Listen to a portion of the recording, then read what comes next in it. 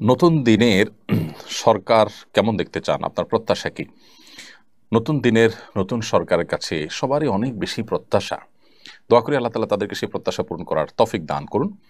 আমি একটি কথা প্রায় বলি যে, এই দেশের মানুষের যে প্রত্যাশা সেটা আসলে অনেক বেশি কিছু না। মানুষ চায় সুস্থ স্বাভাবিকভাবে সমাজে বসবাস করতে, জীবন নিরাপত্তা, তাদের সম্পদের নিরাপত্তা এবং দুর্নীতিমুক্ত একটি সমাজ।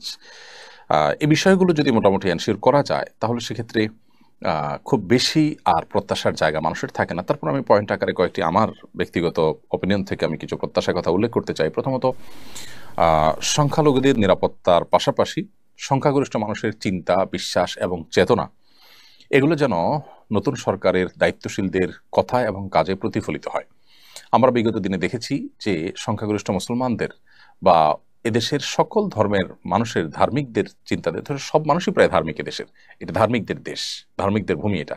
সো এদেশের মানুষের চিন্তাধারার পরিপন্থী বিষয় শিক্ষা কারিকুলামে নানাভাবে পুশ করার অপচেষ্টা করা হয়েছে। সেটি যেন নতুন সরকার না করে, যদি করেন তাহলে সেক্ষেত্রে তার পরিণতিও তাদেরকে আগের সরকারের মতো বরণ করতে হবে। কারণ জনমানুষের চিন্তাধারার বিপরীত জিনিস আপনি পুশ করার চেষ্টা করবেন, অনবরত মানুষ হয়তো কিছু বলতে পারবে না, অনবরত সহ্য করতে করতে একটা সময় ধৈর্যের বাঁধ কিন্তু হারিয়ে যাবে। এই যে গণ আন্দোলন হলো, সর্বস্তরের মানুষ ঝাঁপিয়ে পড়লো, এটির একটি কারণ নয়, এর বহুবিধ কারণ আছে। নানা দিক থেকে মানুষ কোণঠাসা হয়েছে, সবার পুঞ্জীবিত ক্ষোভগুলো মানুষ প্রকাশ করবার একটা সুযোগ পেয়েছে। সো নতুন সরকার যেন সে বিষয়ে দায়িত্বশীল থাকে যে সংখ্যালঘুদের নিরাপত্তার বিষয়টি যেমন দেখা দরকার, সংখ্যাগরিষ্ঠ মানুষের চিন্তা চেতনার পরিপন্থী কোনো কাজ যেন চাপিয়ে দেওয়া না হয়, সেটা যেন নতুন সরকারের সবার কথা এবং কাজের মধ্যে প্রতিফলিত হয়, এটা তাদেরকে খেয়াল রাখতে হবে। দ্বিতীয়ত যেই দাবি আমি রাখতে চাই বা যে প্রত্যাশা তাদের কাছে আমি করতে চাই তা হলো, বিগত দিনে আমাদের শিক্ষা কারিকুলামে যে ধ্বংসযজ্ঞ চালানো হয়েছে, আমাদের সমাজে যে অপশাসন, চাঁদাবাজি ইত্যাদি নানাভাবে প্রতিষ্ঠিত হয়েছে বিগত 50 বছর ধরে, সেই জঞ্জালগুলো দূর করাকে তারা সর্বোচ্চ প্রায়োরিটি দেওয়া উচিত তাদের। এবং গণমানুষের প্রত্যাশা পূরণ হয় এরকম শিক্ষা কারিকুলাম পাঠ্যপুস্তক প্রণয়ন করা দরকার। সেই সাথে চাঁদাবাজ এবং লুটতরাজকারী এবং সন্ত্রাসী, দুর্নীতিবাজ এদেরকে দমন করতে হবে। বিশেষ করে দুর্নীতির বিরুদ্ধে যদি জিরো টলারেন্সে তারা চান, জনগণ সর্বাত্মকভাবে সাহায্য করবে ইনশাআল্লাহ বিইذনিল্লাহ। দেখুন, সবজি, তরিতরকারি এগুলো কৃষক অনেক কম দামে বিক্রি করতে হয়, আবার শহরের মানুষ অনেক বেশি দামে কিনতে হয়। মাঝখান থেকে সামান্য কিছু গুটিকতেক চাঁদাবাজ তারা আড়তে, রাস্তাঘাটে চাঁদাবাজি করে এর দাম অনেক গুণ বাড়িয়ে দেয়।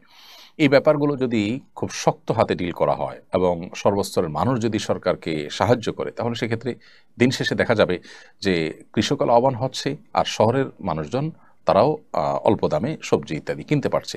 এরকম বহু ক্ষেত্রে চাঁদাবাজি আমাদের দেশে চলমান আছে। রাস্তাঘাটে আপনি দেখবেন যে মেইন রোডের উপরে গাড়ির যে অবস্থা, আপনার মহাখালীতে অনেক জায়গাতে দেখবেন যে মেইন রোডের উপরে সারিবদ্ধভাবে বড় বড় বাস দাঁড় করিয়ে রাখা হয়েছে, পার্কিং করে রাখা হয়েছে 2 সারি 3 সারি করে, রাস্তার অর্ধেক তাদের দখলে। আপনি ব্যবসা করছেন অথচ জনগণের ট্যাক্সের তৈরি করা টাকায় তৈরি করা রাস্তাকে আপনি পার্কিং বানাচ্ছেন। এত টাকা দিয়ে আপনি বাস কিনতে পেরেছেন, আপনি পার্কিংয়ের জায়গার ব্যবস্থা করতে পারেন নাই। তো এগুলো অসাধু পুলিশ অফিসাররা তাদের কাছ থেকে ঘুষ খেয়ে তাদেরকে সুযোগ সুবিধা দিয়েছে নানাভাবে। এগুলোর বিরুদ্ধে বহুত রিপোর্ট হয়েছে, কিন্তু কারোর সাধ্য হয়নি এগুলোকে সরানো। তো এই সমস্ত জঞ্জাল সরানোর জন্য নতুন সরকারের দায়িত্বশীলদের আন্তরিকতার খুব বেশি প্রয়োজন হবে। আল্লাহ তাআলা তাদেরকে সে তৌফিক দান করুন। তাহলে দ্বিতীয়ত যেটা আমি বলেছি সেটা হলো যে চাঁদাবাজি, এই যে অনিয়ম, এই যে বিশৃঙ্খলা, এই যে লুটতরাজ, এই যে সন্ত্রাস, এগুলো বন্ধ করতে হবে এবং এগুলো বন্ধের জন্য সর্বোচ্চ উদ্যোগ নিতে হবে, জিরো টলারেন্সে আসতে হবে।